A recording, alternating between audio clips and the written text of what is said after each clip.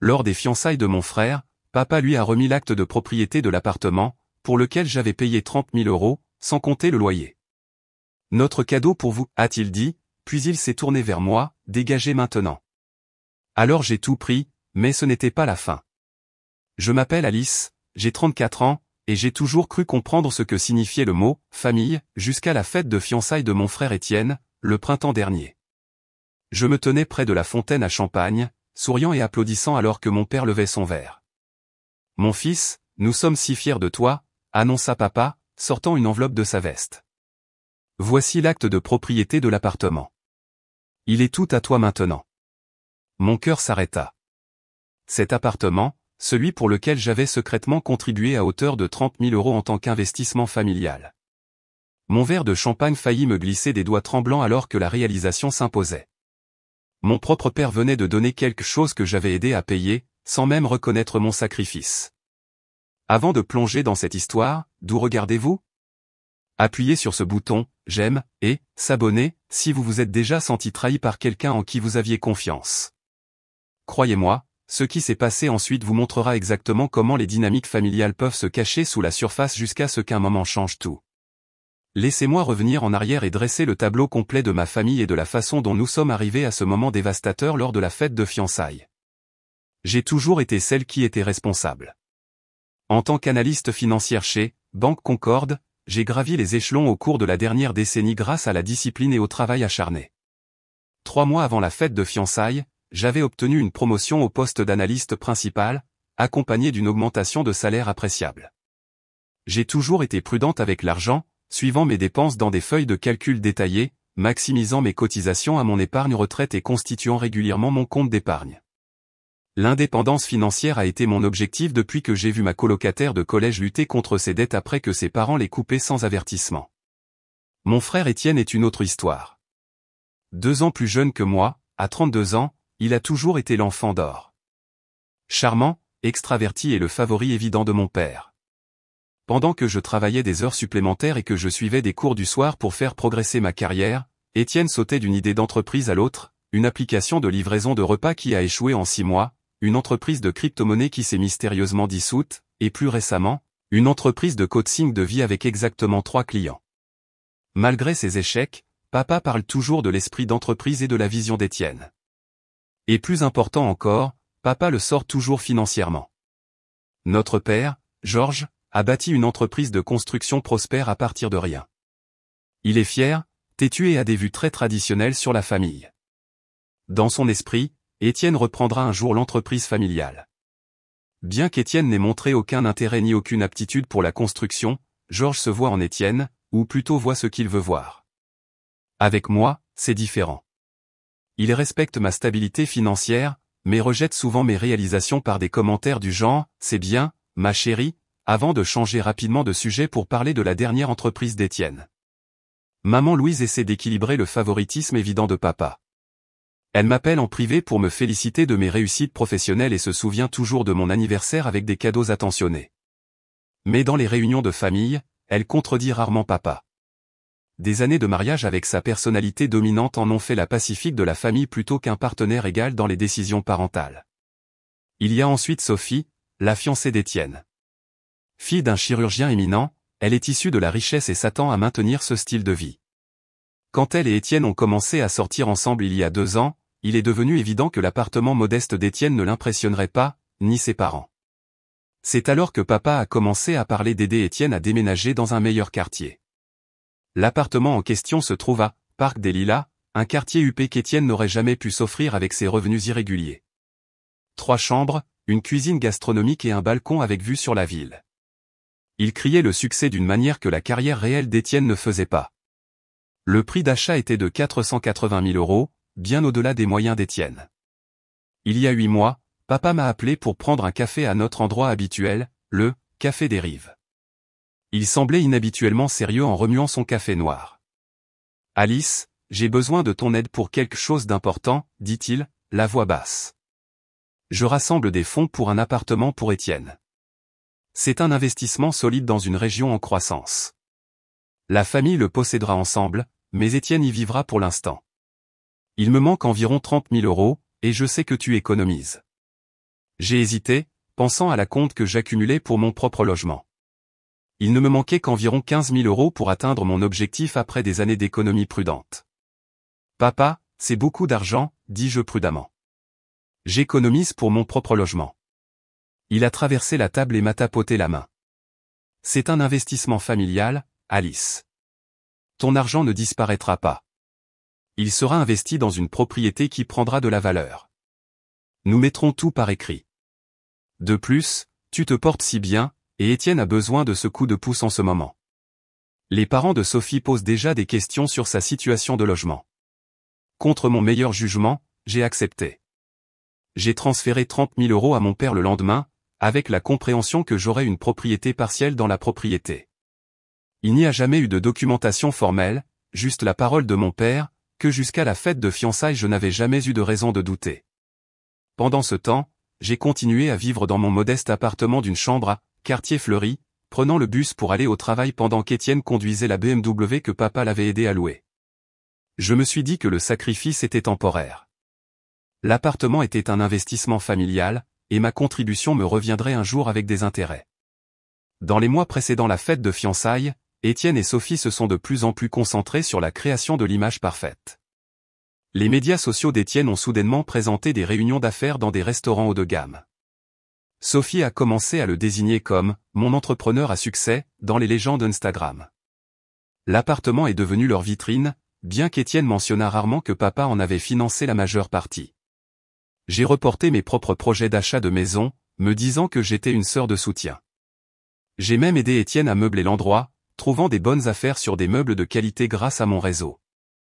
Lorsqu'Étienne a demandé Sophie en mariage avec une bague en diamant qu'il ne pouvait pas se permettre, j'ai soupçonné que papa avait aussi aidé à cela. Mais je suis restée silencieuse. La famille est de la famille, n'est-ce pas? La semaine avant la fête de fiançailles, j'ai passé des heures à aider Louise avec les préparatifs malgré une échéance cruciale au travail. Je suis resté éveillé jusqu'à 2 heures du matin pour terminer mon projet, puis je me suis levé à 7 heures pour aller chercher le gâteau personnalisé qu'Étienne et Sophie voulaient. Personne ne m'a remercié. C'était attendu. Alice s'occupe toujours des détails. J'ignorais que mes années à être la fille et la sœur fiable et de soutien allaient culminer dans la trahison la plus douloureuse de ma vie. La fête de fiançailles a eu lieu au Jardin d'Éden, un lieu si cher que j'avais haussé un sourcil lorsqu'Étienne l'avait mentionné. Ne t'inquiète pas, avait-il dit. Papa s'en occupe. Bien sûr qu'il s'en occupait. Des lustres en cristal pendaient au plafond, projetant une lumière chaude sur des tables rondes drapées de soie couleur champagne. Un quatuor à cordes jouait doucement dans un coin. Des arrangements floraux de roses blanches et d'hortensia ornaient chaque surface, la préférence de Sophie, dont je savais qu'elle coûtait une fortune. J'avais passé la matinée à aider le coordinateur événementiel à organiser les marque-places et les sacs cadeaux, en m'assurant que tout était parfait malgré le manque de sommeil de 4 heures. La famille de Sophie était venue en force. Son père, le docteur Wilson, dans son costume sur mesure, sa mère dégoulinante de diamants, et au moins 20 membres de la famille élargie qui semblaient tous avoir des dents parfaites et des montres chères. Notre côté était plus petit. Quelques associés commerciaux de Georges, des amis du club de lecture de Louise, et une poignée de cousins que nous ne voyions qu'à des événements majeurs. Étienne avait l'air beau dans son costume ajusté, son bras constamment autour de la taille de Sophie alors qu'il recevait les félicitations. Je portais une robe bleue que j'avais trouvée en solde et je me suis coiffé moi-même, me sentant un peu déplacé au milieu de toute cette opulence, mais heureuse pour mon frère néanmoins. La première heure s'est déroulée assez agréablement, j'ai discuté avec des cousins, j'ai complimenté les parents de Sophie sur leur fille, et j'ai gardé le verre de vin de Louise plein pendant qu'elle papotait nerveusement entre les conversations. Georges tenait le discours près du bar, racontant ses histoires typiques de « plus grand que nature » à quiconque voulait bien l'écouter. Puis vint le moment des discours. Louise fut la première, les larmes aux yeux et émue, souhaitant la bienvenue à Sophie dans la famille. Le père de Sophie a suivi avec un discours élégant sur le mariage et l'engagement qui semblait partiellement répété. Plusieurs amis ont raconté des histoires embarrassantes et ont offert leurs vœux. Finalement, Georges s'est avancé au centre de la pièce, le verre de champagne levé haut. La pièce s'est immédiatement tue. Georges Lambert avait une présence imposante après des décennies à diriger des chantiers de construction. Quand Étienne n'était qu'un enfant, commença-t-il, la voix tonitruante sans micro, je savais qu'il était destiné à la grandeur. Il a toujours eu une vision, a toujours visé les étoiles. J'ai souri poliment, bien que mon esprit ait repensé à la troisième entreprise échouée d'Étienne et à la fois où Georges avait dû rembourser sa dette de carte de crédit après un investissement désastreux dans des contrats à terme de café artisanal. Mon fils est devenu l'homme que j'ai toujours su qu'il pourrait être, continua papa. Un entrepreneur prospère, un homme respecté dans son domaine, et maintenant un homme sur le point de fonder sa propre famille avec la belle Sophie. Les exagérations coulaient maintenant librement. J'ai croisé le regard de Louise à travers la pièce, et elle a haussé les épaules comme pour dire « Tu connais ton père ». Étienne a travaillé dur pour créer une base pour son avenir, dit Georges, oubliant commodément que cette base avait été largement construite avec son chéquier. Et aujourd'hui, je veux lui donner quelque chose pour cimenter cette base. Georges a sorti une enveloppe de sa poche de veste. Ma curiosité était aiguisée. Peut-être un chèque généreux pour le mariage. Ce serait typique. Mon fils, je suis fier de te donner ceci, dit Georges, la voix pleine d'émotion en remettant l'enveloppe à Étienne. L'acte de propriété de ton appartement, officiellement et complètement en ton nom. Sans condition, sans prêt à rembourser. Il est à toi, sans aucun frais. Tu mérites cette belle maison pour commencer ta vie avec Sophie. La salle a éclaté en applaudissements. Sophie a couiné et a jeté ses bras autour du cou d'Étienne. Mon frère a eu l'air choqué, puis un large sourire s'est formé alors qu'il serrait son père dans ses bras. Je suis resté figé, le verre de champagne à mi-chemin de mes lèvres. L'acte de propriété au nom d'Étienne seulement, sans frais. Mes 30 000 € envolés. Comme ça. La salle semblait basculer légèrement. J'entendais mon cœur battre dans mes oreilles pendant que les souvenirs défilaient dans mon esprit. Georges au café des Rives me promettant que c'était un investissement familial. La notification de virement bancaire. Le message de Georges ensuite. Merci, Alice. Ça compte beaucoup.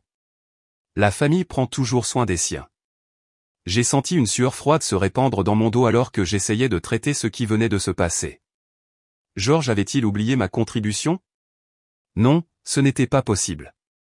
Il avait simplement décidé que mon argent était un cadeau à Étienne, et non l'investissement qu'il avait promis.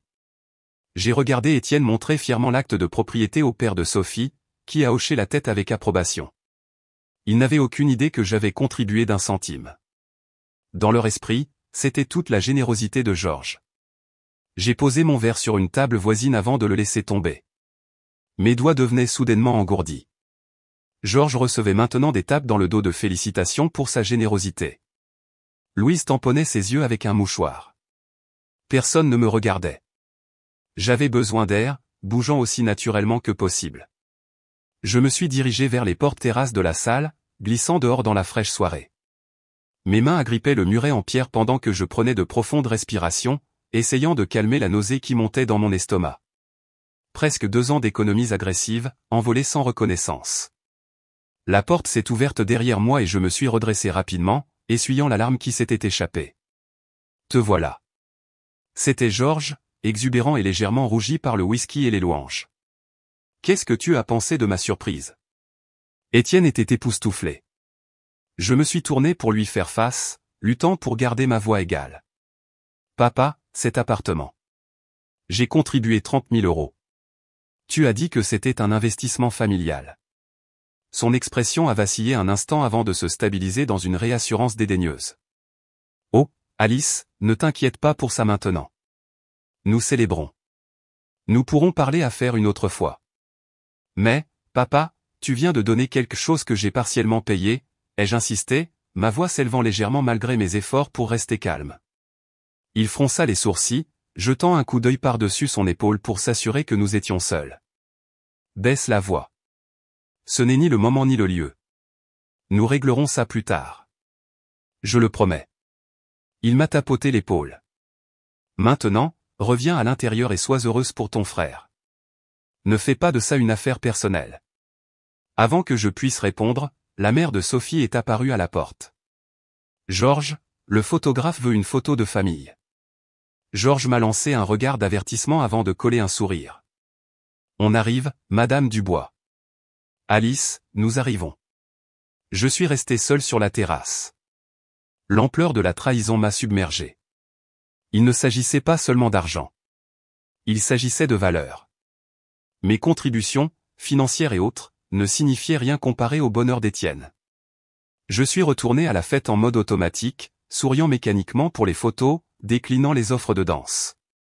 À 22h30, j'ai prétexté un rendez-vous matinal le lendemain. Mais nous n'avons pas encore coupé le gâteau, proteste Sophie, visiblement agacée que quelqu'un quitte sa célébration en avance. Je suis tellement désolé. Je ne peux vraiment pas rester, dis-je, en l'embrassant sur la joue. Et puis Étienne. Félicitations encore. Étienne était trop emporté par sa bonne fortune pour remarquer quoi que ce soit d'anormal. Merci d'être venu, ma sœur. Papa n'est-il pas le meilleur? Je ne m'attendais jamais à ça. J'ai hoché la tête, ne me faisant pas confiance pour parler davantage, et je me suis échappé. Dans ma voiture, le façade s'est effondré. Des larmes coulaient sur mes joues alors que je frappais le volant. Toutes ces années à être celle qui était responsable. La sœur fiable m'avait valu rien d'autre que d'être tenue pour acquise. J'avais été naïf de faire confiance à la parole de Georges sans documentation, mais la trahison était plus profonde que la perte financière. Mon propre père avait rejeté ma contribution comme si elle ne signifiait rien. J'ai conduit jusqu'à la maison dans un état second, le mascara striant mes joues, me demandant comment j'allais pouvoir regarder ma famille à nouveau et si je le voulais encore. Les jours suivant la fête de fiançailles ont été un tourbillon de tumulte émotionnel. J'ai appelé pour dire que j'étais malade le lundi, ce que je n'avais fait que 2 fois dans ma carrière, incapable de faire face à mes collègues ou aux feuilles de calcul. Alors que mon esprit continuait de rejouer le rejet désinvolte de mes préoccupations par Georges, j'ai appelé Georges plusieurs fois. Chaque appel tombait directement sur la messagerie vocale. Mes messages recevaient des réponses brèves et évasives. Occupé sur le chantier aujourd'hui. Parlons ce week-end. Tu en fais trop à ce sujet, Alice. Mercredi, j'étais retourné au travail, mais je fonctionnais en mode automatique. Ma patronne, Jeanne, a remarqué ma distraction pendant notre réunion d'équipe et m'a prise à part par la suite. Tout va bien, Alice? Tu as manqué une erreur de calcul dans les projections d'EMPSE, ce qui n'est pas dans tes habitudes. Je me suis excusé et j'ai blâmé le manque de sommeil, réticente à exposer mes drames familiaux au travail. Ce soir-là, j'ai finalement joint Louise au téléphone. Louise, savais-tu que Georges donnait à Étienne la pleine propriété de l'appartement? Celui auquel j'ai contribué 30 000 €. Une longue silence a suivi avant qu'elle ne soupire lourdement. J'ai découvert ça le matin de la fête, Alice. Je lui ai dit qu'il devrait d'abord en discuter avec toi. Mais tu connais ton père, une fois qu'il a une idée en tête. Mais, Louise, c'était mon argent. Il a promis que c'était un investissement familial. Ma voix s'est brisée d'émotion. Je sais, ma chérie. Ce n'était pas juste. Une autre pause. Ton père a toujours eu un angle mort quand il s'agit d'Étienne. Il se voit en lui. Tout le potentiel, tous les rêves. Il a peur qu'Étienne échoue. Et moi, ai-je demandé, les larmes menaçant de nouveau. Me voit-il seulement? Oh, Alice. La voix de Louise s'est adoucie. Il te voit comme celle qui est forte, celle qui n'a pas besoin d'aide. Ce n'est pas juste, je sais. La conversation a continué alors que Louise révélait des schémas que j'avais perçus, mais jamais entièrement reconnus. Comment Georges avait payé la totalité des études universitaires d'Étienne tout en insistant pour que je demande des bourses et que je travaille à temps partiel parce que, tu es tellement responsable, Alice, tu apprécieras davantage si tu gagnes. Comment mon cadeau du 16e anniversaire avait été une Renault Clio d'occasion avec une bonne consommation de carburant, tandis que celui d'Étienne avait été une Jeep flambant neuve parce que, les garçons maltraitent davantage les voitures. Comment Georges avait rejeté mes bulletins scolaires avec des A avec un bref, bon travail, mais avait encadré l'essai d'anglais d'Étienne en C++ parce que le professeur l'avait trouvé, créatif. Pourquoi n'as-tu jamais rien dit, ai-je demandé à Louise, qu'elle ait vu cela se produire mais soit restée silencieuse. J'ai essayé à ma manière, dit-elle doucement. Mais ton père et moi, c'est compliqué. C'est un bon homme, Alice. Il a juste des angles morts et il croit vraiment qu'il fait ce qui est le mieux pour vous deux. Après avoir raccroché, j'ai sorti mes relevés bancaires des 5 dernières années. La curiosité me poussait à quantifier exactement combien j'avais financièrement soutenu Étienne au-delà de l'argent de l'appartement. La liste s'allongeait rapidement. Près de 2 000 € pour la réparation d'urgence de la voiture d'Étienne, jamais remboursée. 1 500 € pour la conception de son site web professionnel, promis d'être remboursé lorsque l'entreprise décollerait. 800 € pour un costume pour d'importantes réunions avec des investisseurs. 3200 € couvrant son loyer lorsque sa troisième entreprise a échoué. 750 € pour le cadeau d'anniversaire de Sophie lorsqu'il était temporairement à court. Plus d'innombrables dîners, courses et trajets Uber que j'avais couverts sans réfléchir à deux fois. Le total général, y compris l'argent de l'appartement, dépassait 45 000 €, soit près de la totalité de mon fonds d'acompte pour ma propre maison. J'ai regardé le chiffre avec incrédulité. Comment avais-je permis que cela se produise? Pourquoi n'avais-je jamais exigé de remboursement ni même de reconnaissance? Le lendemain, j'ai rencontré ma meilleure amie, Chloé, pour déjeuner à notre restaurant thaï préféré. Après avoir écouté toute l'histoire, elle a posé sa fourchette et m'a regardé sérieusement. Alice, tu dois confronter ton père correctement. Pas à une fête, pas au téléphone. Asseyez-le avec la documentation et exigez votre argent. Mais il dira juste que c'était pour aider la famille, ai-je protesté. Il me fera sentir égoïste de demander. Et c'est exactement le schéma que tu dois briser, insista Chloé. Ta famille t'a entraîné à donner et donner sans rien attendre en retour. Ils ont profité de ta générosité et de ta responsabilité. Au plus profond de moi, je savais qu'elle avait raison. Il ne s'agissait pas seulement d'argent. Il s'agissait de respect, d'être valorisé autant que mon frère. Ce soir-là, j'ai rédigé un email à mon père. Je l'ai gardé professionnel, listant ma contribution à l'appartement, joignant le reçu de virement bancaire, et demandant formellement le remboursement dans les 30 jours. J'ai décrit 3 plans de remboursement potentiels montrant la même acuité financière que j'appliquais au travail. Pas de langage émotionnel, pas d'accusation, juste des faits. Mon doigt a plané sur le bouton d'envoi pendant plusieurs minutes avant que je ne clique finalement dessus. Un étrange mélange d'anxiété et de soulagement m'a envahi. J'avais fait le premier pas pour me défendre, même si cela signifiait perturber la dynamique familiale établie depuis des décennies. La réponse est arrivée dans l'heure. Nous en discuterons dimanche au dîner. 17 h, Louise fait du rôti de bœuf. Les lignes de bataille étaient tracées. Le dîner du dimanche commencerait soit ma guérison financière, soit endommagerait définitivement ma relation avec ma famille. Aucune option ne semblait particulièrement attrayante, mais ne rien faire n'était plus une option. Le dîner du dimanche chez mes parents était une tradition mensuelle depuis que j'avais emménagé après l'université. Habituellement, c'était une affaire relativement agréable avec la cuisine de Louise, les histoires de Georges sur le travail, et les mises à jour générales. Ce dimanche était différent dès le moment où j'ai garé dans l'allée. Le camion de Georges et la berline de Louise étaient garés à leur place habituelle, mais la BMW d'Étienne était là aussi, ainsi que la Mercedes de Sophie. Mon estomac s'est serré.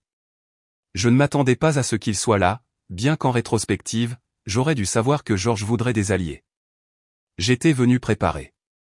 Mon porte-documents en cuir contenait des relevés bancaires imprimés, une copie des messages textes où Georges avait explicitement appelé l'appartement un investissement familial, et une lettre formelle demandant le remboursement que j'avais fait notarier au cas où.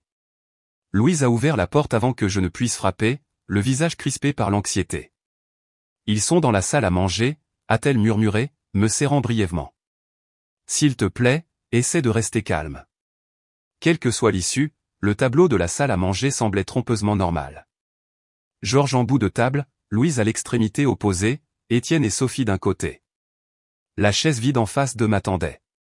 La belle vaisselle et les verres en cristal de Louise suggéraient qu'elle essayait de maintenir un sentiment d'occasion malgré la tension. La voilà, dit Georges alors que j'entrais, sa voix faussement joviale. Nous parlions justement des préparatifs du mariage. Sophie hocha froidement la tête, sa bague de fiançailles captant la lumière alors qu'elle tendait la main vers son verre d'eau. Étienne me lança un sourire incertain qui n'atteignait pas ses yeux.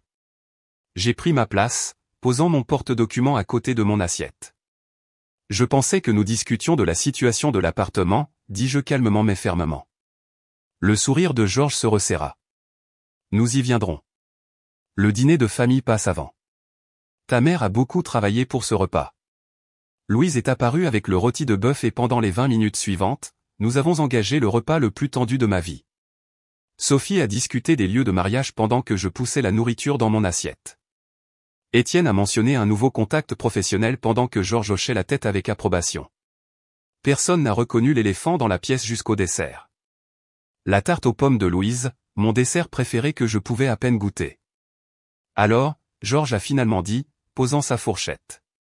J'ai reçu ton email, Alice. Franchement, je suis déçu. Ce n'est pas comme ça que la famille gère les choses. J'ai pris une profonde inspiration. Comment la famille est-elle censée gérer les choses, papa? En faisant des promesses qu'elle n'a pas l'intention de tenir.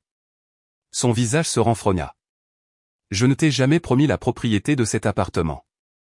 J'ai demandé de l'aide pour une dépense familiale, et tu as accepté. J'ai ouvert mon porte-documents et j'ai fait glisser les messages textes imprimés. Tu l'as spécifiquement appelé un investissement familial et tu as dit que mon argent ne disparaîtrait pas. Tu as dit, je cite, nous mettrons tout par écrit. Georges a jeté à peine un coup d'œil au papier. Investissement dans l'avenir de la famille, dans l'avenir de ton frère, ce qui profite à tout le monde. Comment exactement le fait de donner à Étienne un appartement gratuit me profite-t-il? Ai-je demandé, luttant pour garder ma voix égale. La famille est de la famille, dit Georges comme s'il récitait une vérité fondamentale. Quand tu avais besoin d'appareils dentaires, nous les avons payés. Quand tu voulais aller dans cette université chère, nous t'avons soutenu. J'avais des bourses pour 70% de mes frais de scolarité, et j'ai travaillé à temps partiel pour le reste, lui ai-je rappelé. Et les appareils dentaires sont des soins de santé de base pour un enfant, pas un luxe. Le fait est, continua Georges comme si je n'avais pas parlé. Nous ne tenons pas de registre dans cette famille. Étienne a besoin de cet appartement plus que tu n'as besoin de cet argent en ce moment. Tu te portes bien. Tu as un emploi stable. Il construit quelque chose à partir de rien. Et la famille de Sophie a certaines attentes. Donc, ma sécurité financière est moins importante que le fait d'impressionner les parents de Sophie, les mots sont sortis plus aiguisés que je ne l'avais voulu. Sophie se redressa sur sa chaise. Excusez-moi. Il ne s'agit pas d'impressionner mes parents. Il s'agit qu'Étienne ait une maison appropriée pour que nous puissions commencer notre vie ensemble. Une maison qu'il ne pourrait pas s'offrir sans une aide significative. Aide qui, apparemment, incluait 30 000 € de mon argent pour lequel je n'ai jamais été remercié, jamais reconnu, et que je ne récupérerai maintenant pas, ai-je souligné. L'expression d'Étienne changea de défensive à confuse. Attends, tu as mis de l'argent pour l'appartement? Georges a dit qu'il s'occupait de tout. Il se tourna vers notre père. Papa. Georges se déplaça inconfortablement. Je m'occupe des finances. Les détails ne sont pas importants. Ils le sont pour moi, ai-je insisté, puis je me suis adressé directement à Étienne. Georges m'a demandé de l'aide pour la compte. J'ai contribué 30 000 € de mes économies avec la compréhension que c'était un investissement familial. Puis lors de ta fête de fiançailles, il t'a donné l'acte de propriété sans mentionner ma contribution. Étienne avait l'air sincèrement choqué. Alice, je n'en avais aucune idée. Je le jure. Oh, s'il vous plaît, intervint Sophie, roulant des yeux. Il s'agit évidemment de jalousie. Tu es célibataire, tu vis dans ce minuscule appartement pendant qu'Étienne et moi nous marions et avons une belle maison. Maintenant, tu veux gâcher notre parade avec ces petites querelles financières. 30 000 €, ce n'est pas une petite querelle, ai-je répondu, ma façade calme se fissurant. C'est une somme d'argent considérable que j'ai économisée pendant des années pour accumuler. L'argent va et vient, rejeta Georges. La famille est pour toujours. J'ai aidé Étienne parce qu'il en avait besoin. Je ferai la même chose pour toi, Alice, si tu en avais besoin. Mais c'est justement ça. J'en ai besoin. J'économise pour mon propre logement depuis des années, et cela m'a considérablement freiné. Tu te portes bien, insista Georges. Tu as toujours été la personne responsable, celle qui est autosuffisante. C'est pourquoi je sais que tu comprendras que parfois nous devons faire des sacrifices pour ceux qui luttent davantage. Une horrible réalisation s'imposa à moi. Tu l'as aussi aidé avec d'autres dépenses, n'est-ce pas? Au-delà de l'appartement. Le silence inconfortable qui a suivi était une réponse suffisante. Combien, papa? Combien lui as-tu donné au fil des ans? La mâchoire de Georges se serra. C'est entre Étienne et moi. Louise, qui était restée silencieuse tout au long de l'échange, a finalement pris la parole. Georges, Alice mérite de savoir. Ce n'est pas juste. Georges lui lança un regard d'avertissement, mais elle tint bon. Non, Georges. Je suis restée silencieuse trop longtemps. Dis-lui. Après un moment de tension, Georges soupira lourdement. J'ai aidé Étienne avec certaines dépenses professionnelles, des coûts de démarrage, quelques factures quand les choses étaient difficiles. Et la bague de fiançailles, ai-je pressé, me souvenant de mes soupçons. Un autre silence inconfortable. Georges a payé la moitié, admit Étienne doucement, sans croiser le regard de Sophie. Apparemment, c'était une nouvelle pour elle aussi, à en juger par son expression et sa dette de carte de crédit. J'ai continué, me souvenant des conversations où Étienne avait mentionné être de retour sur les rails après que des problèmes financiers mystérieux aient disparu. C'était une situation ponctuelle, défendit Georges. Il avait fait quelques investissements qui n'avaient pas abouti. Les pièces se mettaient en place. Les renflouements financiers constants de Georges, le manque de conséquences réelles pour les mauvaises décisions d'Étienne, l'image du succès qui n'avait aucune base dans la réalité. Tu as tout encouragé, dis-je, les mots pesant lourdement dans l'air. Toutes ces années, tu as amorti chaque chute, payé chaque erreur, tout en me disant d'être responsable et autosuffisante. Ça suffit, Alice. La voix de Georges s'éleva. Tu as toujours été égoïste, toujours à compter les centimes au lieu de soutenir ton frère. La famille est de la famille. Point final. L'accusation frappa comme un coup physique. Après tout ce que j'avais fait, tout ce que j'avais contribué, être qualifié d'égoïste était la goutte d'eau qui fit déborder le vase. Égoïste. J'ai répété, ma voix se brisant. J'ai donné à Étienne plus de 45 000 € ces 5 dernières années, entre l'argent de l'appartement et d'autres prêts qui n'ont jamais été remboursés. J'ai repoussé mes propres objectifs à plusieurs reprises pour l'aider. Comment oses-tu me traiter d'égoïste ? 45 000 €. Étienne répéta, l'air pâle. Ça ne peut pas être vrai. J'ai sorti la liste détaillée que j'avais compilée et les fait glisser vers lui. Chaque centime documenté avec des dates. Demande-moi n'importe quel article de cette liste, et je peux te dire exactement à quoi il servait.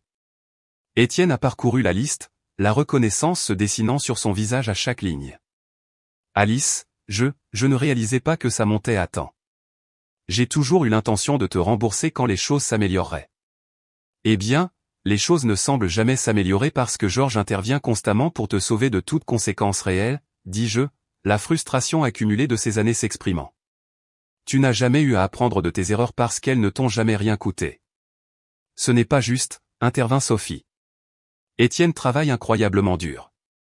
À quoi, ai-je contesté. Son entreprise de coaching de vie a 3 clients. Avant ça, c'était l'entreprise de crypto qui a mystérieusement échoué. Avant ça, l'application de livraison de nourriture qui ne livrait jamais réellement de nourriture. À quoi travaille-t-il exactement, à part dépenser l'argent de papa et apparemment le mien? Je ne resterai pas ici à être insulté, déclara Sophie, jetant sa serviette sur la table. Étienne, nous partons.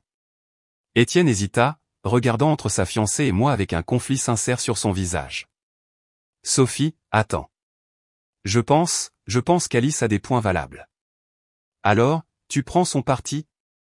La voix de Sophie monta, incrédula. Il ne s'agit pas de parti, dit Étienne, montrant une colonne vertébrale inattendue. Il s'agit de la vérité. Je ne savais pas pour l'argent de l'appartement. J'aurais dû. Georges claqua sa main sur la table, faisant sauter les plats. L'appartement est à toi, Étienne. Fin de la discussion. Si Alice veut faire une affaire d'État pour avoir aidé son propre frère, c'est son choix. Mais elle doit décider ce qui est le plus important, l'argent ou la famille. L'ultimatum flotta dans l'air. Dans l'esprit de Georges, je pouvais soit laisser tomber la question et maintenir l'harmonie familiale, soit poursuivre mon argent et être étiqueté comme gourmande et divisive. Ce n'est pas un choix juste, dis-je, rassemblant mes documents et me levant. Et le fait que tu le présentes ainsi montre exactement ce qui ne va pas ici. Mes contributions, financières et autres, n'ont jamais été valorisées autant que le potentiel d'Étienne est valorisé. On attend de moi que je donne sans reconnaissance, sans remerciement, et sans remboursement, tandis qu'il reçoit sans appréciation, sans responsabilité, et sans conséquence. Les larmes coulaient maintenant sur mes joues, des années de blessures refoulées éclatant. J'en ai fini d'être la banque de la famille et de ne recevoir que des jugements en retour. Je me suis tourné pour partir, mais Louise a attrapé mon bras. Alice, s'il te plaît, ne pars pas comme ça. Je suis désolé, Louise, dis-je en retirant doucement sa main. J'ai besoin de temps. Alors que je me dirigeais vers la porte d'entrée, j'ai entendu des pas rapides derrière moi. C'était Étienne, l'air troublé. Alice, attends, dit-il, me rattrapant sur le porche. Je n'avais aucune idée de tout ça. L'appartement, l'argent, Georges s'est occupé de tout. Il m'a dit qu'il s'en occupait. Pour la première fois, j'ai vu un regret sincère dans les yeux de mon frère. Est-ce que ça aurait fait une différence si tu avais su, ai-je demandé. Il s'est passé la main dans les cheveux, un geste nerveux d'enfance. J'aimerais le croire. Je ne voulais jamais t'exploiter, Alice. Tu es ma sœur. Je t'aime. Pendant un moment, nous sommes restés là en silence. Les années de dynamique familiale compliquées entre nous. Je te rembourserai, dit-il finalement. Je ne sais pas encore comment, mais je le ferai. Tout. Avant que je puisse répondre, la porte d'entrée s'est ouverte à nouveau et Sophie est apparue. Étienne, tu viens? Ton père est contrarié. La brève connexion entre nous s'est estompée alors qu'Étienne était ramené dans l'orbite des attentes et des apparences. Avec un dernier regard d'excuse pour moi, il s'est tourné pour suivre Sophie à l'intérieur. J'ai conduit jusqu'à la maison en larmes pour la deuxième fois en une semaine, me demandant si la famille que je croyais avoir avait jamais vraiment existé. Les semaines suivantes ont été une étude de l'isolement. Georges n'a pas appelé. Pas de surprise. Louise envoyait des SMS tous les jours avec des variations de « Ton père finira par céder et s'il te plaît, n'abandonne pas nous, mais gardez une distance prudente », déchirée entre son mari et sa fille. Étienne a envoyé un seul SMS le jour après la confrontation. « Je suis désolé, Alice. Je vais arranger ça », puis le silence. Le tribut émotionnel a affecté tous les aspects de ma vie. Au travail, mes performances ont chuté de manière notable. Les calculs qui étaient autrefois faciles demandaient maintenant une double et triple vérification. Lors d'une présentation à la haute direction, j'ai oublié des chiffres que j'avais examinés quelques heures plus tôt. Jeanne m'a prise à part après. « Alice, que se passe-t-il ? Ce n'est pas comme toi du tout. » J'ai finalement craqué et lui ai donné la version condensée. Litige financier familial. Fonds personnels importants en jeu, stress émotionnel continu. Prends 3 jours, dit-elle fermement. Remets-toi en forme. Nous avons besoin de la vraie Alice. J'ai passé ces 3 jours à consulter Bruno, un ami avocat spécialisé en droit des contrats. Les nouvelles n'étaient pas encourageantes. Sans documentation écrite, c'est essentiellement ta parole contre celle de ton père, expliqua Bruno autour d'un café. Tu pourrais poursuivre en justice, mais les procès familiaux deviennent rapidement laids, et les tribunaux hésitent à s'impliquer dans ce qu'ils considèrent comme des cadeaux de famille sans preuve claire du contraire. Alors, je n'ai aucun recours, ai-je demandé, le cœur en plein désarroi. Je n'ai pas dit ça. Tu as un levier social. Le linge sale de la famille. Parfois, la menace d'exposition est plus puissante que l'action en justice. C'était un maigre réconfort. Je ne voulais pas menacer ma famille.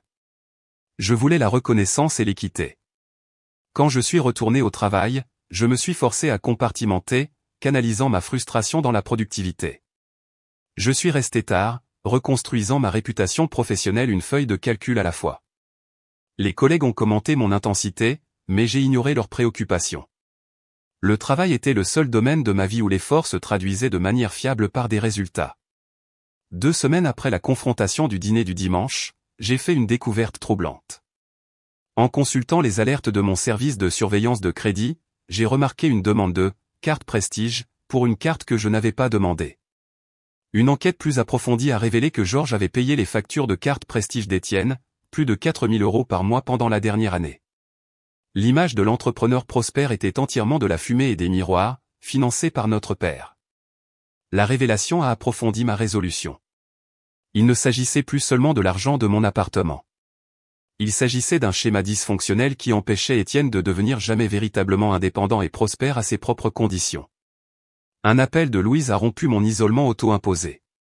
Pouvons-nous nous rencontrer pour déjeuner demain? Juste nous deux.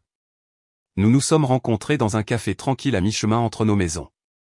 Louise avait l'air fatiguée, les rides autour de ses yeux plus profondes que je ne me le rappelais. Ton père ne l'admettra pas, commença-t-elle sans préambule. Mais cette situation le contrarie aussi. Il ne sait pas comment arranger les choses sans admettre qu'il avait tort. Et ce n'est pas quelque chose que Georges Lambert fait facilement. Il n'a pas besoin d'admettre quoi que ce soit, ai-je répondu. Il a juste besoin de me rendre mon argent ou de reconnaître ma contribution à l'appartement. Louise a tordu sa serviette avec anxiété. Il y a quelque chose que tu ne comprends pas à propos de ton père, Alice. Quelque chose que j'aurais dû te dire il y a des années. Elle a révélé que le père de George avait abandonné la famille lorsque George avait 12 ans, les laissant financièrement dans la misère. Grand-mère avait travaillé 3 emplois pour les faire flotter, mais ils avaient perdu leur maison, avaient vécu dans le sous-sol d'un parent pendant des années, et étaient souvent privés de choses basiques comme des chaussures neuves ou des manteaux d'hiver. Ton père a juré que ses enfants ne connaîtraient jamais ce genre d'insécurité, expliqua Louise. Quand Étienne a eu du mal à l'école, à trouver sa voie, George a paniqué. Il a vu son père dans les difficultés d'Étienne, la même agitation, le même charme s'ensuivit. Il est devenu déterminé à empêcher Étienne d'échouer pour lui donner des avantages que George n'avait jamais eus. Et moi, ai-je demandé doucement. Qu'a-t-il vu en moi? Louise sourit tristement. Il t'a vu comme fiable, capable de traverser les tempêtes. Il ne s'est jamais inquiété pour toi comme il s'est inquiété pour Étienne. Dans son esprit, c'était un compliment. Alors, je suis puni pour être responsable alors qu'Étienne est récompensé pour être un raté perpétuel. L'injustice de cela me piquait encore. Je ne justifie pas ça, dit Louise, en tendant la main. J'essaie juste de t'aider à comprendre. Les peurs de ton père concernant l'échec d'Étienne sont plus profondes que tu ne le penses, et ma contribution à l'appartement, dit Louise, dans l'esprit de George, il vous protégeait tous les deux. Étienne de l'échec et toi de gaspiller de l'argent sur les erreurs d'Étienne. Il s'est convaincu que donner la pleine propriété à Étienne était plus simple et que tu comprendrais parce que tu as toujours compris dans le passé. J'ai absorbé cette nouvelle perspective, ressentant à la fois de la sympathie pour les blessures d'enfance de mon père et de la frustration quant à la façon dont elle continuait de déformer notre dynamique familiale des décennies plus tard.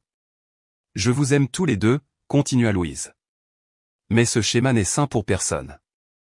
Pas pour toi qui es tenu pour acquise. Pas pour Étienne qui n'apprend jamais l'indépendance. Pas pour ton père qui alimente constamment sa peur plutôt que de l'affronter. La conversation avec Louise a changé quelque chose dans ma compréhension. Ma colère demeurait, mais elle était maintenant dirigée davantage vers le schéma dysfonctionnel que vers les individus pris au piège. Le soir suivant, Chloé est venue avec du vin et a emporté. Alors que nous étions assis sur mon petit balcon, elle a écouté mes dernières révélations. Tu sais ce que tu dois faire, dit-elle finalement. Arrête d'essayer de résoudre le problème de l'argent et aborde le vrai problème, qui est que ta famille a besoin d'une intervention.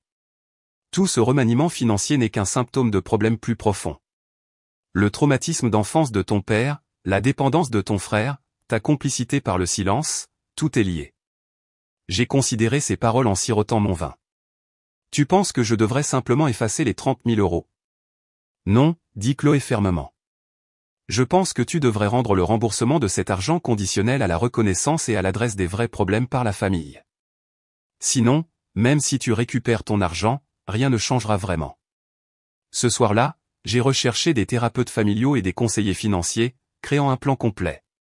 Si ma famille devait guérir, nous avions besoin d'une aide professionnelle pour briser des schémas établis depuis des décennies. Pendant ce temps, les appels d'Étienne ont commencé à arriver quotidiennement, mais je les ai laissés sur la messagerie vocale, pas prête à m'engager sans une stratégie claire. Ces messages sont devenus de plus en plus apologétiques et autoconscients. Alice, j'ai beaucoup réfléchi à tout ce que tu as dit. Tu avais raison. J'ai vécu dans une bulle, et il est temps que je prenne mes responsabilités. Finalement, après son 7e appel, j'ai répondu, Étienne, je ne suis pas prête à simplement passer à autre chose. Je sais, dit-il rapidement. Je ne m'attends pas à ça. Je veux juste que tu saches que je vais te rembourser d'une manière ou d'une autre. L'argent n'est qu'une partie du problème. Je lui ai dit que le vrai problème est le schéma dans lequel nous sommes tous coincés. Une pause. J'y ai beaucoup pensé aussi, beaucoup en fait. Sophie et moi avons eu des conversations difficiles à propos de la réalité, de qui je suis vraiment par rapport à qui ses parents pensent que je suis, à propos des finances. Sa voix a baissé. Elle parle de reporter le mariage jusqu'à ce que je sois plus établi. De mes propres termes, c'était le premier signe que la confrontation avait suscité une véritable réflexion chez mon frère. Je sais que 30 000 euros, c'est beaucoup, continua-t-il. Mais je promets. Un jour, ce n'est pas suffisant, Étienne. J'ai interrompu. J'ai besoin d'un plan concret. Je sais, soupira-t-il. J'y travaille. Ne m'abandonne pas encore. D'accord. Après avoir raccroché, j'ai finalisé ma stratégie. Il ne s'agissait pas de choisir entre l'argent et la famille, comme Georges l'avait présenté. Il s'agissait de redéfinir ce que notre famille pourrait être. Une basée sur l'honnêteté, le respect mutuel et le soutien sincère plutôt que sur la peur et les apparences. J'ai passé la soirée à rechercher des thérapeutes familiaux spécialisés dans les conflits financiers et les schémas générationnels. J'en ai trouvé une qui proposait des consultations initiales par appel vidéo et j'ai programmé un rendez-vous pour moi-même, pas encore prête à impliquer les autres, mais voulant des conseils professionnels sur la façon de les aborder. Le temps des approches indirectes et de l'acceptation silencieuse était révolu. La famille avait besoin d'une réinitialisation complète et j'étais prête à être le catalyseur, quel qu'en soit le coût. Une semaine plus tard, j'ai envoyé un email formel à mes parents, Étienne et Sophie. Je demande une réunion de famille ce samedi à 14 h chez maman et papa. Ce n'est pas négociable. J'ai des informations importantes à partager qui nous concernent tous. Veuillez confirmer votre présence. À ma grande surprise, tout le monde a accepté sans protestation. Peut-être qu'ils sentaient la détermination dans mon ton.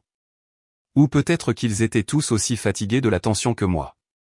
Je suis arrivé 15 minutes en avance, installant mon ordinateur portable et un petit projecteur que j'avais emprunté au travail dans le salon.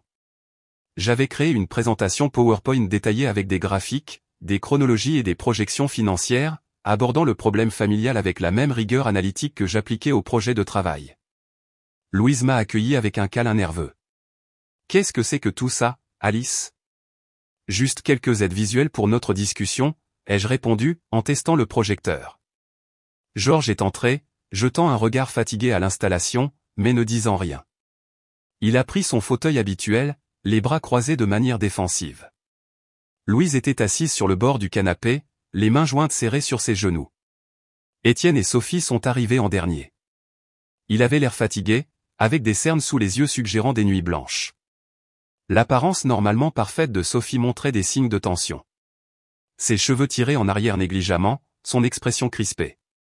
Une fois tout le monde assis, j'ai pris une profonde inspiration et j'ai commencé. Merci à tous d'être venus. J'ai passé les dernières semaines à faire des recherches que je pense que nous devons tous voir. J'ai cliqué sur la première diapositive, flux financier de la famille Lambert, 2018 à 2023.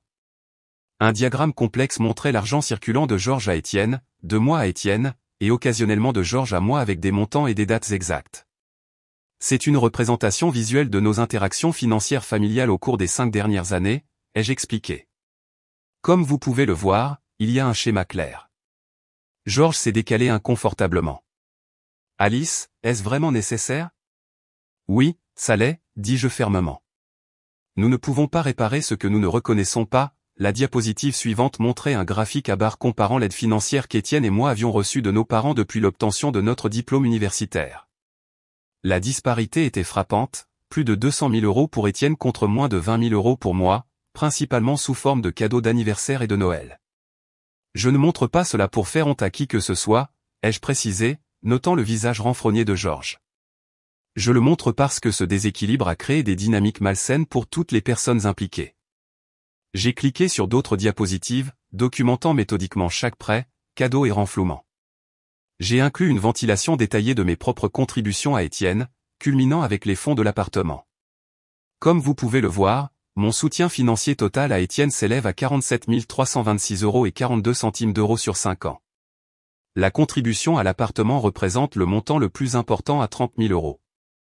Étienne fixait le sol, incapable de croiser le regard de quiconque. Sophie était assise rigide à côté de lui, son expression illisible, mais l'argent lui-même n'est pas vraiment le problème principal. Il s'agit de patterns, ai-je continué, passant à une nouvelle section intitulée « Analyse d'impact ». Ici, j'avais créé un organigramme cause-effet montrant comment les renflouements financiers constants avaient créé un cycle de dépendance pour Étienne, de l'anxiété pour Georges, du ressentiment pour moi, et un comportement complice de nous tous. Ce schéma a empêché Étienne de connaître des conséquences naturelles et d'en tirer des leçons. Il a piégé Georges dans un cycle de peur quant au succès d'Étienne. Il m'a appris que mes contributions, financières et autres, sont attendues mais pas valorisées.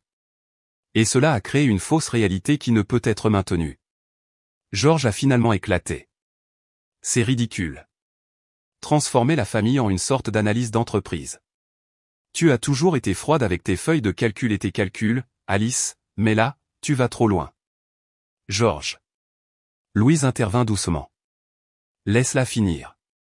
Je suis resté calme, ayant anticipé cette réaction. Papa, je comprends que ce soit inconfortable, mais parfois nous devons voir les schémas objectivement avant de pouvoir les changer. Je suis passé à ma diapositive sur les solutions proposées, qui comprenaient 1. Reconnaissance formelle de ma contribution à l'appartement. 2. Un plan de remboursement structuré pour les 30 000 euros. 3. Conseil financier pour Étienne. 4. Thérapie familiale pour aborder les schémas sous-jacents. 5. Transparence financière totale à l'avenir. Ce ne sont pas des punitions, ai-je souligné. Ce sont des étapes vers des relations plus saines pour nous tous. Georges s'est levé brusquement. J'en ai entendu assez. Papa, s'il te plaît. Étienne interrompit, surprenant tout le monde. Écoutons-la. Je pense que les points d'Alice sont valables. Georges fixa Étienne avec incrédulité. Tu prends son parti. Il ne s'agit pas de parti, dit Étienne, répétant ces mots de notre confrontation précédente. Il s'agit de la vérité. Et la vérité est que j'ai vécu dans une bulle soutenue par de l'argent que je n'ai pas gagné et des réalisations que je n'ai pas vraiment accomplies. Sophie se déplaça à côté de lui. Et tu sais que c'est vrai, samedi. Nous en avons parlé toute la semaine. Sophie s'éclaircit la gorge. Monsieur et Madame Lambert, Étienne et moi avons eu des conversations difficiles récemment au sujet de notre avenir. Elle tourna nerveusement sa bague de fiançailles. Je pense que nous devons reporter le mariage. La bombe tomba dans le silence. Georges s'affaissa sur sa chaise, visiblement choqué. De quoi parlez-vous, parvint-il finalement à dire. J'aime Étienne, continua Sophie.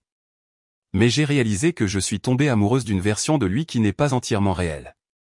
L'entrepreneur prospère, l'homme d'affaires indépendant. Ce n'est pas là où il est réellement en ce moment. Et j'ai besoin qu'il devienne cette personne pour de vrai, pas seulement sur le papier, avant que nous nous marions. Étienne tendit la main vers elle. C'est la bonne décision, papa. J'ai besoin de me tenir sur mes deux pieds. Vraiment me tenir, pas juste faire semblant pendant que tu me soutiens financièrement. Le visage de Georges était passé du rouge à une pâleur alarmante. Il tira sur son col, sa respiration devenant laborieuse. Georges. Louise fut instantanément à ses côtés. Georges, qu'est-ce qui ne va pas? Rien, halta-t-il. J'ai juste besoin d'une minute. Mais la grimace de douleur sur son visage racontait une autre histoire. En quelques instants, il est devenu clair que ce n'était pas juste du stress ou de la colère. Appelez le 15, cria Louise, et Sophie était déjà au téléphone, sa voix stable alors qu'elle signalait des symptômes possibles de crise cardiaque. La présentation familiale que j'avais si soigneusement planifiée s'est dissoute dans le chaos. Georges a été chargé dans une ambulance tandis que Louise est montée avec lui, nous laissant Étienne, Sophie et moi dans l'allée, les secrets financiers de la famille temporairement éclipsés par des préoccupations plus immédiates. C'est de ma faute, murmurai-je, regardant l'ambulance disparaître dans la rue. J'ai trop forcé. Non, dit Étienne fermement, passant un bras autour de mes épaules. Si quelqu'un est à blâmer, c'est moi. J'ai été le centre de tout ce drame, la raison de tout ce stress. Nous avons suivi dans ma voiture jusqu'à l'hôpital Saint-Louis où Georges a été immédiatement emmené dans l'unité cardiaque. Des heures d'attente tendues ont suivi avec des mises à jour minimales de la part d'infirmières surmenées. Louise sortait occasionnellement avec des yeux rouges, mais peu d'informations. Finalement, vers 20h, un médecin s'est approché de notre groupe serré dans la salle d'attente. Madame Lambert, votre mari est stable. Ce n'était pas une crise cardiaque, mais plutôt un épisode d'anxiété sévère qui mimait des symptômes cardiaques. Nous le gardons à l'hôpital pour observation et effectuons des tests supplémentaires, mais il devrait pouvoir rentrer chez lui demain. Le soulagement collectif était palpable. Louise est retournée s'asseoir avec Georges pendant qu'Étienne, Sophie et moi nous retirions à la cafétéria de l'hôpital pour prendre le café dont nous avions désespérément besoin. Je n'ai jamais voulu que cela arrive, dis-je, fixant ma tasse en polystyrène. Je voulais juste que tout le monde voie la vérité. La vérité peut être douloureuse, reconnut Étienne, mais nécessaire. Nous nous sommes assis en silence pendant un moment avant qu'Étienne ne reprenne la parole. Il y a autre chose que tu devrais savoir, Alice. À propos de l'appartement. J'ai levé les yeux, questionnant l'acte de propriété. Il n'a en fait pas encore été transféré. Georges m'a donné l'enveloppe à la fête de fiançailles, mais à l'intérieur, il y avait juste une lettre disant que l'acte de propriété serait transféré après le mariage. Une sorte de timing fiscal. Cette révélation me frappa comme un choc physique. Donc, techniquement, l'appartement n'est pas encore à ton nom. Non, il est toujours au nom de Georges. Il a juste fait l'annonce pour les faits. L'ironie était presque trop forte. Tout ce conflit pour un acte qui n'avait même pas encore changé de main. Quand nous avons été autorisés à voir Georges plus tard dans la soirée, il avait l'air diminué dans le lit d'hôpital, des fils de surveillance attachés à sa poitrine, sa présence imposante habituelle atténuée par une blouse d'hôpital et l'environnement humiliant. « Papa » commençai-je timidement. « Je suis tellement désolé pour aujourd'hui. Je n'ai jamais voulu que cela arrive. » Il agita ma pardon avec une main faible. « Pas ta faute, Alice. Le docteur dit que j'ignore les symptômes de stress depuis des mois. Cela allait arriver de toute façon. » Il me fit signe de m'approcher. Sa voix baissa. « Ta présentation. » C'était éclairant. Douloureux, mais éclairant. J'ai cligné des yeux de surprise. Vraiment? J'ai passé ma vie à essayer d'être différent de mon père, continua-t-il. Il nous a abandonnés, nous a laissés sans rien. J'ai juré que je serais toujours là pour mes enfants. Toujours m'assurer qu'ils avaient ce dont ils avaient besoin. Ses yeux se remplirent de larmes, quelque chose que je n'avais jamais vu auparavant. Mais je pense que je me suis tellement concentré sur ne pas répéter ces erreurs que j'en ai commis des complètement différentes. J'ai encouragé Étienne au lieu de lui donner les moyens d'agir. Et je t'ai tenu pour acquise parce que tu me rappelais ta mère, forte, capable, n'ayant jamais besoin d'être sauvée. Louise, qui était assise tranquillement à son chevet, se pencha pour lui serrer la main. Nous avons tous les deux fait des erreurs, Georges. Georges me regarda directement. L'appartement, tu as raison à propos de ta contribution. Ce n'était pas juste de t'exclure. Et la vérité est, il hésita, jetant un coup d'œil à Louise, qui hocha la tête d'encouragement. La vérité est que l'entreprise de construction a eu du mal ces derniers temps. J'ai donné de l'argent que je ne pouvais pas vraiment me permettre de donner. La dernière pièce du puzzle s'emboîta. La générosité excessive de Georges envers Étienne n'était pas seulement une question de favoritisme ou de traumatisme d'enfance. C'était une façade, une tentative de maintenir l'image du patriarche prospère, même si sa propre entreprise faiblissait. « Pourquoi ne nous l'as-tu pas dit ?» ai-je demandé. La fierté, admis-il simplement. Je ne pouvais supporter que l'un de vous me voie échouer. Dans ce moment, la mythologie familiale dans laquelle nous avions tous vécu commença à s'effondrer. Mon père n'était pas le pourvoyeur infaillible qu'il avait prétendu être. Étienne n'était pas l'entrepreneur prospère qu'il avait été dépeint. Et je n'étais pas la fille froide et calculatrice que j'avais été étiquetée pour avoir remis en question le récit. Nous étions juste des gens, imparfaits, effrayés, et confrontant enfin la vérité. 2 semaines après l'incident de santé de Georges, nous nous sommes réunis pour notre première séance de thérapie familiale officielle. Le docteur Morgan Duval, spécialiste des systèmes familiaux et des conflits financiers, avait accepté de nous prendre en charge après que je lui ai expliqué notre situation. Son bureau était un territoire neutre. Personne n'avait l'avantage du terrain à domicile qui avait souvent influencé nos discussions précédentes. Georges était réticent au début, mais Louise avait mis son pied fermement, d'une manière que j'avais rarement vue auparavant. Ce n'est pas facultatif, Georges. Pas si tu veux guérir cette famille et ta santé. Nous nous sommes assis en demi-cercle face au docteur Duval, Georges et Louise d'un côté, Étienne au milieu, et moi de l'autre. Sophie avait choisi de ne pas participer, estimant qu'il s'agissait d'un problème familial fondamental qui devait être résolu avant qu'elle ne puisse se réengager dans la dynamique familiale d'Étienne. Je veux commencer par reconnaître le courage qu'il faut aux familles pour demander de l'aide, commença le docteur Duval. Vous faites déjà preuve d'une force incroyable en étant ici. Pendant les 90 minutes suivantes, le docteur Duval nous a guidés dans une conversation structurée sur nos perceptions et nos expériences. Nous avons chacun partagé notre version du récit familial, souvent avec des différences surprenantes dans la façon dont nous nous souvenions des événements clés. Georges a lutté visiblement quand ce fut son tour. Je pensais faire la bonne chose, dit-il, la voix inhabituellement atténuée, soutenir Étienne parce qu'il avait plus besoin de moi, pousser Alice à être indépendante parce qu'elle en était capable. Mais je vois maintenant que j'ai créé une dynamique injuste. Et comment vous sentez-vous face à cette prise de conscience, Georges ? Demanda le docteur Duval. Georges me regarda, les yeux humides, honteux et triste que cela ait fallu le point de rupture d'Alice et ma crise de santé pour que je le voie. Nous avons établi des objectifs concrets pour notre thérapie, aborder la situation de l'appartement, créer des limites financières plus saines, améliorer la communication et traiter les schémas émotionnels qui avaient défini nos relations pendant des décennies. Alors que nous sortions de cette première séance, Georges m'a arrêté sur le parking. Je veux que tu saches que j'ai demandé à mon avocat d'ajouter ton nom à l'acte de propriété de l'appartement, reflétant ta contribution. C'est la bonne chose à faire. La reconnaissance signifiait plus que l'argent jamais pu, bien que j'apprécie les deux. Merci, papa. Après 3 autres séances hebdomadaires, Étienne a fait une annonce surprenante. J'ai décidé de vendre l'appartement. Quoi?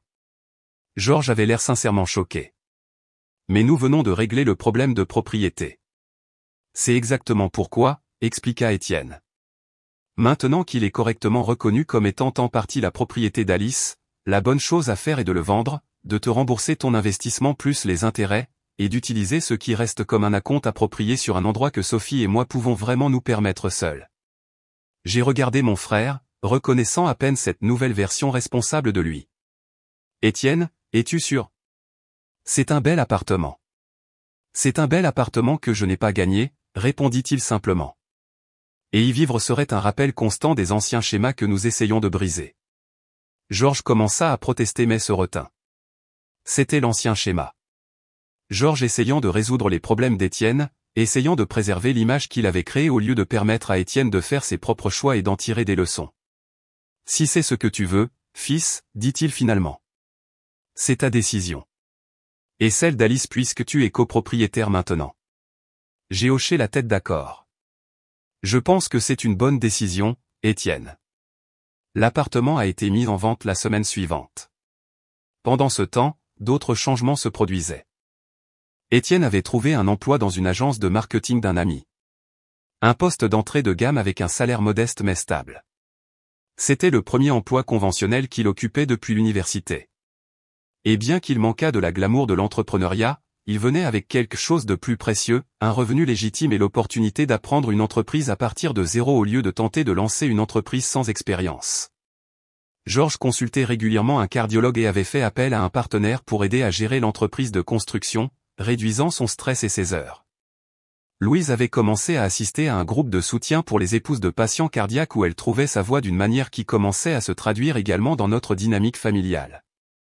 J'ai constaté que je traitais des émotions complexes, la vindication mêlée à la tristesse pour ce que notre famille aurait pu être si nous avions abordé ces problèmes il y a des années. Lors de notre 5e séance de thérapie, j'ai craqué en discutant de cette perte. J'ai l'impression que nous avons perdu tant d'années à maintenir cette façade, ai-je sangloté. Georges faisant semblant que l'entreprise prospérait alors que ce n'était pas le cas.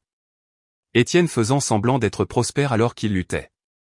Moi faisant semblant que j'allais bien avec le fait d'être tenu pour acquise alors que je construisais du ressentiment. Nous aurions pu nous soutenir mutuellement au lieu de soutenir ces fausses images. Mais tu ne perds plus de temps, fit remarquer doucement le docteur Duval. C'est la victoire ici. De nombreuses familles ne parviennent jamais à briser ces schémas. Elle avait raison, bien sûr. Et il y avait des moments de connexion authentique émergents qui semblaient entièrement nouveaux. Georges a appelé pour me demander mon avis sur une décision d'affaires. Valorise mon expertise financière pour la première fois, Étienne et moi déjeunions chaque semaine, reconstruisant notre relation fraternelle sur une base plus honnête. Louise a commencé à partager ses propres rêves et plans plutôt que de se concentrer uniquement sur la médiation entre nous. L'appartement s'est vendu plus rapidement que prévu, bénéficiant d'un projet de développement de quartier qui avait augmenté les valeurs immobilières. Après avoir remboursé mes 30 000 € plus 3 ans d'intérêt, Étienne s'est retrouvé avec suffisamment pour un acompte modeste sur un condo plus petit qui reflétait mieux sa situation financière réelle. Georges a commencé à me traiter avec un nouveau respect, faisant des efforts pour reconnaître mes réalisations et mes contributions qui avaient été précédemment négligées. Lors d'un dîner de famille, désormais organisé dans un restaurant pour enlever la pression de Louise, il a porté un toast à ma récente promotion professionnelle. À Alice, dit-il, levant son verre d'eau pétillante, l'alcool désormais restreint par son médecin, dont l'acuité financière j'aurais dû apprécier beaucoup plus tôt, et dont la force et l'intégrité j'admire profondément. Les mots m'ont fait pleurer. C'était la reconnaissance que je cherchais depuis des années, pas seulement pour mon argent, mais pour mon caractère et mes contributions. Même Sophie et moi avons développé un rapport prudent. Le mariage étant reporté indéfiniment et Étienne travaillant à une indépendance réelle, leur relation était entrée dans une phase plus honnête. Sophie m'a avoué autour d'un café qu'elle avait été attirée par l'image d'Étienne en tant qu'homme d'affaires prospère en partie parce qu'elle correspondait aux attentes de ses parents. J'apprends à séparer ce que je veux vraiment de ce que je pense devoir vouloir, a-t-elle confessé. Étienne fait la même chose. C'est douloureux mais nécessaire. C'est le thème de notre famille de nos jours, ai-je répondu avec un petit sourire. Des vérités douloureuses mais nécessaires. La transformation de la famille n'était ni parfaite ni complète. Georges glissait encore occasionnellement dans ses anciens schémas de tentative de diriger la vie de chacun. Louise redevenait parfois pacifique plutôt que de dire la vérité quand des tensions survenaient. Étienne avait des moments de droit et d'attente. Et moi, je me retirais parfois dans une analyse froide quand les émotions devenaient accablantes. Mais nous essayions. Nous nous voyions clairement pour la première fois. Et nous établissions de nouvelles limites et de nouveaux schémas qui permettaient à chacun d'entre nous d'être authentique plutôt que de jouer les rôles qui nous avaient été attribués. Lorsque j'ai reçu le chèque de la vente de l'appartement, j'ai ressenti une clôture qui allait au-delà de la résolution financière. Il ne s'agissait pas seulement de l'argent. Il s'agissait de reconnaissance, de respect et du début d'un système familial plus sain. 6 mois après cette fatidique fête de fiançailles, je me tenais dans le hall d'un modeste bâtiment de 2 étages dans le quartier de La Belle Époque, les clés en main, entouré de ma famille. La banderole d'ouverture flottait dans la brise printanière alors qu'une petite foule se rassemblait pour la cérémonie d'inauguration. Les 30 000 € de la vente de l'appartement, combinés à mes économies et à un petit prêt commercial, avaient suffi à acheter cette propriété. Pas pour que je vive dedans, comme tout le monde l'avait supposé, mais pour quelque chose d'entièrement différent. Mesdames et messieurs, m'adressai-je à la foule rassemblée, qui comprenait des représentants des médias locaux et communautaires. Bienvenue à l'ouverture de Fondation Nouvelle Aube, des appartements abordables pour parents célibataires travaillant à bâtir la stabilité financière. L'idée m'était venue lors d'une séance de thérapie lorsque le docteur Duval m'avait demandé ce que signifiait la sécurité financière pour moi. J'ai réalisé que ce n'était pas seulement avoir de l'argent. Il s'agissait de créer la stabilité et l'opportunité. Notre conflit familial avait révélé comment l'argent pouvait être à la fois un outil de contrôle et un chemin vers l'indépendance, selon la façon dont il était utilisé. Le bâtiment contenait 6 unités d'appartements rénovés pour être confortables, économes en énergie et abordables. Les locataires recevraient non seulement un logement, mais aussi un accès à des ateliers sur la littératie financière et des ressources de développement de carrière, des outils pour bâtir une véritable indépendance plutôt qu'une dépendance. Fondation Nouvelle Aube est née de mon propre parcours avec la famille, les finances et la recherche de sens, continuai-je. Parfois, les plus grands défis de la vie mènent à des dons inattendus si nous sommes prêts à en tirer des leçons. J'ai jeté un coup d'œil à ma famille, assise au premier rang.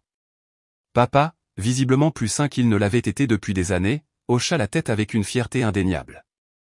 Une vraie fierté, pas la fierté de performance qu'il montrait souvent pour les entreprises d'Étienne. Louise essuyait des larmes, rayonnantes. Étienne se tenait avec son bras autour de Sophie, tous deux me regardant avec une admiration sincère. Après avoir coupé le ruban, j'ai fait visiter l'établissement, y compris la salle communautaire où se tiendraient les cours de littératie financière et la petite aire de jeu que nous avions installée à l'arrière. Georges s'est approché de moi alors que la foule commençait à se disperser. Alice, c'est extraordinaire.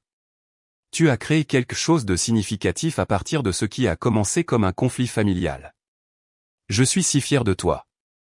Ces mots, je suis fier de toi, prononcés avec une émotion authentique plutôt qu'une reconnaissance obligatoire, signifiaient tout. J'avais eu de bons professeurs, ai-je répondu. Même les leçons douloureuses m'ont appris quelque chose de précieux. Le développement le plus surprenant avait été l'implication d'Étienne dans le projet. Une fois l'appartement vendu et qu'il m'eut remboursé mon investissement, il m'avait approché avec une offre inattendue. Je veux aider à ton projet de logement, m'avait-il dit. Je ne suis pas très utile avec les finances, mais je connais le design et le marketing. Laisse-moi y contribuer de cette façon. Et il l'avait fait. Étienne avait créé de belles brochures présentant le programme, conçu le site web, et utilisé ses compétences de réseau pour obtenir des dons de meubles et d'appareils électroménagers d'entreprises locales. C'était la première fois que nous collaborions vraiment en tant qu'égaux, chacun apportant ses forces sans compétition ni ressentiment. Georges avait également contribué, offrant son expertise en construction lorsque nous avions rencontré des problèmes structurels lors de la rénovation. Louise avait organisé une journée de bénévolat pour peindre et décorer la salle communautaire. Même Sophie avait aidé en utilisant ses contacts pour organiser une couverture médiatique de l'ouverture. Alors que je tendais les clés à Karine, une mère célibataire avec 2 enfants et notre première locataire, le symbolisme n'a pas échappé. Les clés représentaient l'accès, l'opportunité et l'indépendance, tout ce pourquoi j'avais lutté dans ma confrontation avec ma famille. Cet appartement est magnifique, dit Karine, les yeux écarquillés alors qu'elle explorait l'unité ensoleillée de 2 chambres. Je n'aurais jamais cru pouvoir m'offrir un endroit sûr comme celui-ci dans un bon district scolaire. C'est exactement pourquoi Fondation Nouvelle Aube existe, lui dis-je. Tout le monde mérite une base pour construire. Plus tard, alors que nous célébrions avec une petite réception dans la salle communautaire, je me suis retrouvé à me tenir légèrement à l'écart, à regarder ma famille interagir avec les locataires et les partenaires communautaires. Georges expliquait les fenêtres éco-énergétiques à un membre du conseil local. Louise aidait un enfant locataire avec une assiette de biscuits. Étienne décrivait avec enthousiasme le programme de littératie financière à un journaliste. Il n'était pas parfait. Aucun d'entre nous ne l'était, mais ils étaient authentiques maintenant d'une manière qu'ils n'avaient pas été auparavant. La façade s'était effondrée, révélant des gens imparfaits mais sincères qui faisaient de leur mieux pour grandir et se connecter. Sophie s'est approchée, me tendant un verre de cidre pétillant. C'est vraiment incroyable, Alice. Tu as créé quelque chose de vraiment spécial. Merci, ai-je répondu. Ce n'est pas ce que j'avais initialement prévu de faire avec cet argent, mais je pense que c'est mieux. Elle a hoché la tête pensant.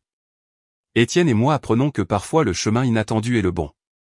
Nous parlons de réduire considérablement nos projets de mariage. Quelque chose de petit et de significatif au lieu de taper à accent grave l'œil.